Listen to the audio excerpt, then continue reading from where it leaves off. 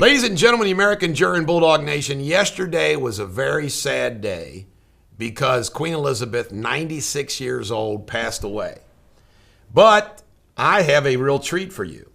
I have a good buddy. His name is Jamie Spindley. I've known him for a long time. Actually has British citizenship and American citizenship. And he's with us today. Jamie, welcome to the Bulldog Show. Eric, thank you for having me. Great to see you. It's great to have you. First off, Jamie, I want to start with a little bit of background from you. Like, where were you born, where you grew up? When did you come to the United States? Give us a little bit about yourself. Hey, Eric, I came to America when I was 18 years old. I come from a small town in the north of England, Scunthorpe, North Lincolnshire.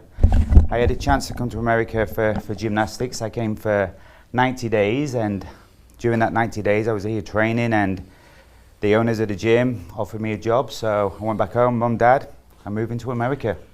And now, you were an incredible gymnast. I mean, so you're one of those guys that could actually hold the rings like this and do all that kind of stuff? Yes. I mean, unbelievable. So I was on the junior national British team, and my goal was, when I came to America for training, to hopefully get into the Olympics. But when I came over here, the cost of living, I had to work, so I couldn't train as much. So I got out of training, competing, and got into coaching I had to support myself. I had no family here, nobody. So from the time you were 18 until recently, you coached gymnastics, including you and I were business partners at 5 Star Gymnastics, then I sold it to you. So you ran 5 Star Gymnastics. Where's the most recent gym that you worked? Spirit Athletics. So I did 5 years in New Jersey.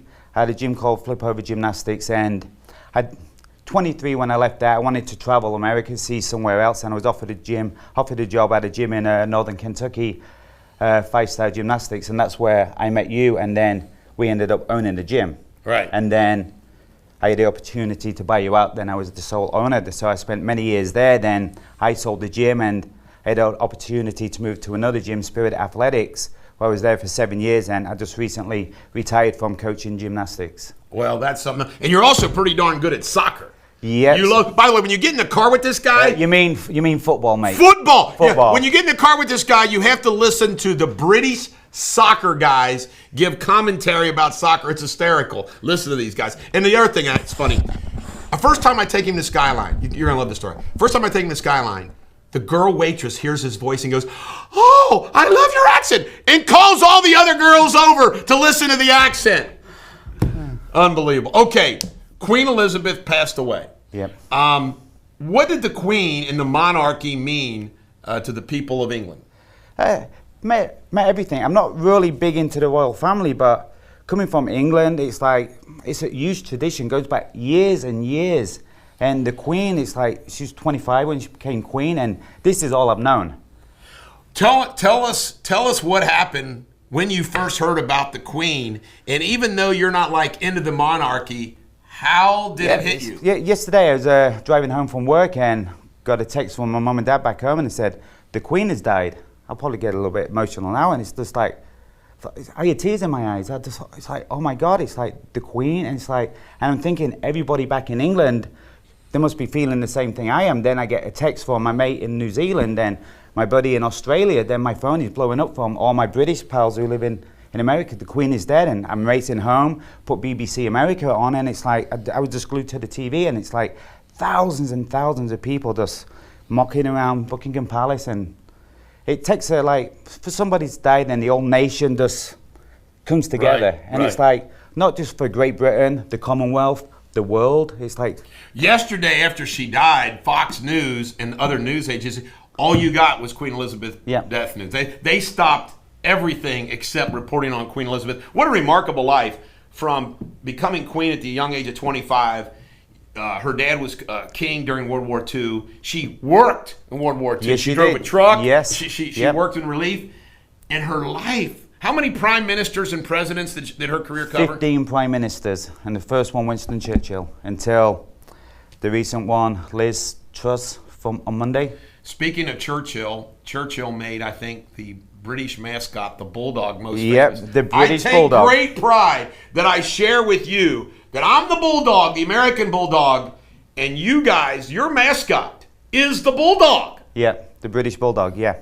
By the way, the Brits are our best allies. After, of course, there was this thing in history. Jamie. It was called the American Revolution, where we broke away from you guys. But ever since then, you kind of been our pals. After the War of 1812. That is correct. I knew he would bring that up. Now I want to just share some more stuff with you. With respect to the Queen of England, I think it's going to be really interesting to see where we go from here. Charles, who's like, 73 years old, now becomes king. And Charles, if you've watched The Crown, I've watched The Crown. Most of America's watched The Crown. And I think more people will watch it now. It's accurate. And Charles is a little odd duck. He's an odd duck.